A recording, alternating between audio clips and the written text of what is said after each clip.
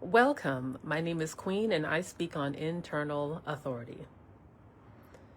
Let's talk about an example between autonomy and internal authority, seen through the lens of an event that happened yesterday at the music festival I attended. There was a person who performed there who was from that area, grew up there.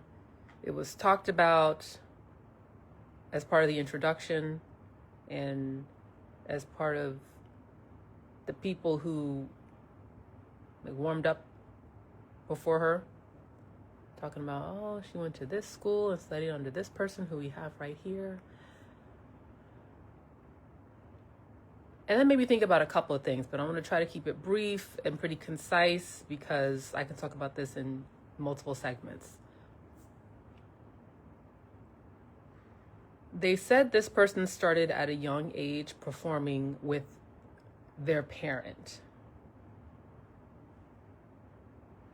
And that took me down one particular train of thinking, that the one time in all of our lives when we have both low internal authority and low autonomy is when we're kids. That's all of us. We don't come out the womb strong internal authority, strong autonomy. Definitely not strong autonomy because we can't even hold our neck up. We can't even hold our head up. we can't even feed ourselves. We can't walk around. We can't defend ourselves. Nothing. But that's the one time for sure all of us have low internal authority and low autonomy. Recall that internal authority is the capacity to make decisions, to make clear decisions from your own thinking and remain steady under pressure. It's where you make your decisions, making decisions from within. Autonomy is having the ability to act on decisions that you make. Now, as a kid, is it possible to express interest in music or performing? Sure. Oftentimes, though, I have to wonder how much of that was maybe not their original idea. Perhaps it was somebody else's idea and it kind of developed, and then eventually the child goes, okay, sure, yeah, I want to do that too, or I want to keep doing that too. So I was thinking about that when they talked about this person before this person came on stage, about how they were from there and they went to this school and that school. And I remember one of the things I thought was, ain't no way I'm gonna be doing what the performer said she was going to do at the end, which was stick around to talk to hundreds of people that she knew from there. I thought, ain't no way that would be me. Okay, so that took me down a different train of thinking. People who you grow up around are the ones who feel they deserve access to you because they've known you since you were a child, and maybe they tutored you in a sport or something, or maybe they taught you for 4 years in a row, or they were your counselor through all of middle school. These people, as when we're kids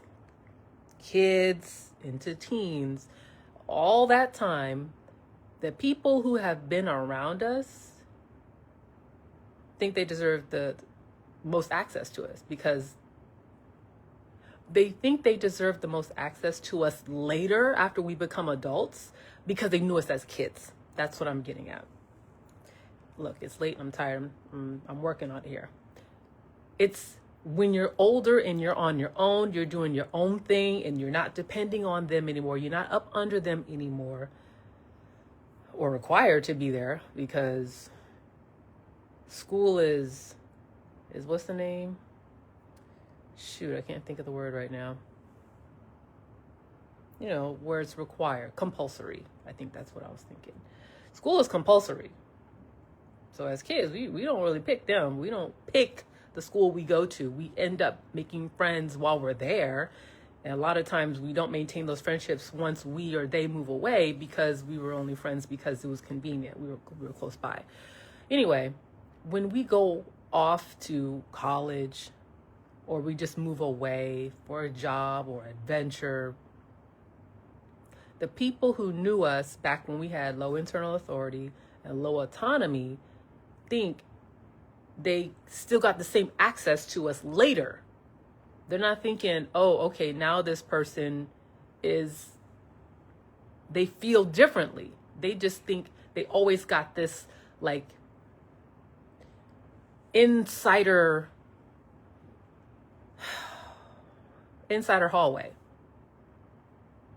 where, oh, I knew you when you were 5, and I was your coach, and I was your teacher, and I was your neighbor, and we was at church, and da da da da when you were 8. Like, a lot of times those people act like you owe them something once you're older.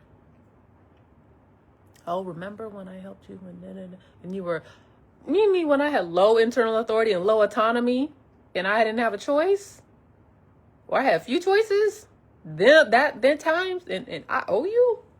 So now I'm not saying this is the case with this performer, but it made me wonder how many people, whether they're performers or if they go on to become a doctor or a lawyer, maybe their family always wanted that for them, and perhaps they didn't really want it, but they only wanted it because other people wanted it for them. They didn't want to let them down. But how many times like that do they come home to wherever they grew up or wherever they spent the most time in their youth or when they were younger, to people who feel like you owe them something because they were there for you?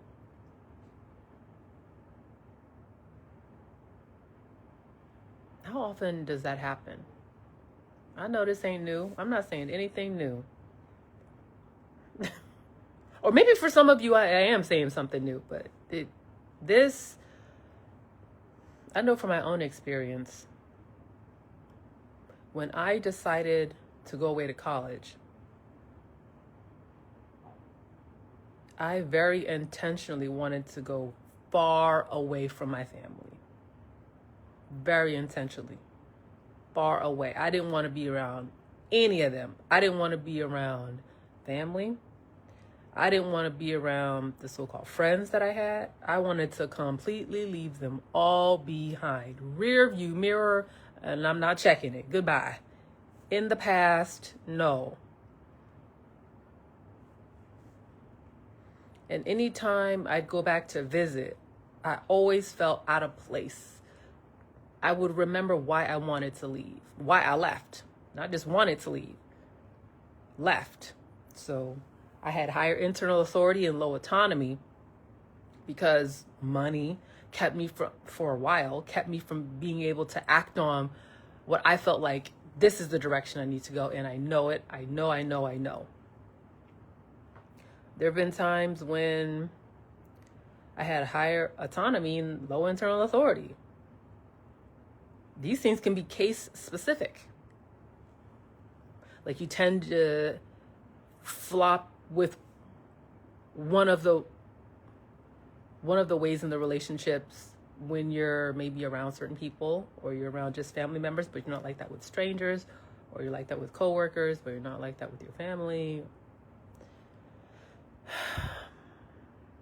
Yeah, there have been times when I had high autonomy where I could make choices, but the choices that I made came from outside sources, other people, what other people thought. And back to this particular performer, I'm just wondering, somebody who grew up somewhere and all these people know you, especially if you're really talented in something, and so you're well known in your community, and a lot of people, oh, I knew you back when you were da-da-da-da-da. If you ever wanted to evolve or rebrand, then people, not the first ones to let you do it. or to want to see you do it. They'll be like, but you used to be like this, and they want to keep seeing you just like that. I said this in the past. Family, they can be the main ones not wanting to accept an updated version or upgraded version of you. They could be the last ones. Because it's like, oh no, I know you when you used to be like this, and or you're just going through a phase, and why are you acting different? And they can be the last ones to accept you.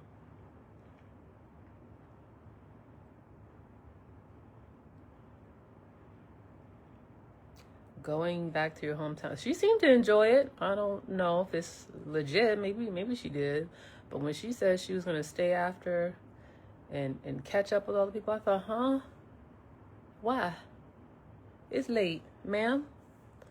What you talking about? You owe all these people? Do you owe them your time? They done paid for the tickets. Are they entitled to your time after the show because they knew you back when? Is that how it works? Not with me. No, not with me.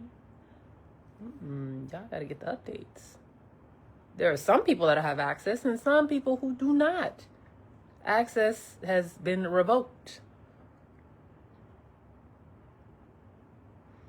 I don't know about her, but I do know about me.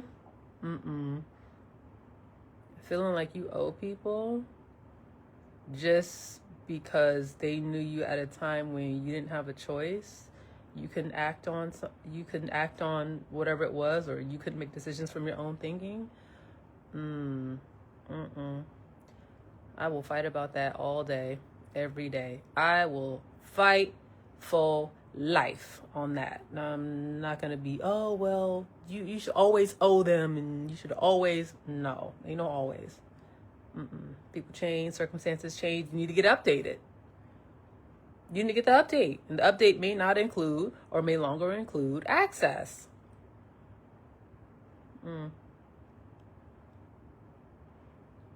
Yeah, the one time when we have the lowest autonomy and internal authority is when we are kids. That's what makes it probably the most egregious, when people take advantage of kids. That's why we got to protect them. But okay, I'm going to leave you with all of that because I'm feeling a little scatterbrain. Oh, my life all over. Oh well, scatterbrained. I'm gonna go with something else. There's a different situation that I want to talk about that happened at the music festival that I was so annoyed with myself. Like, why didn't I? I'll get into that later. That's it for now. See you tomorrow. Queendom by Queen Beauté Internal Authority.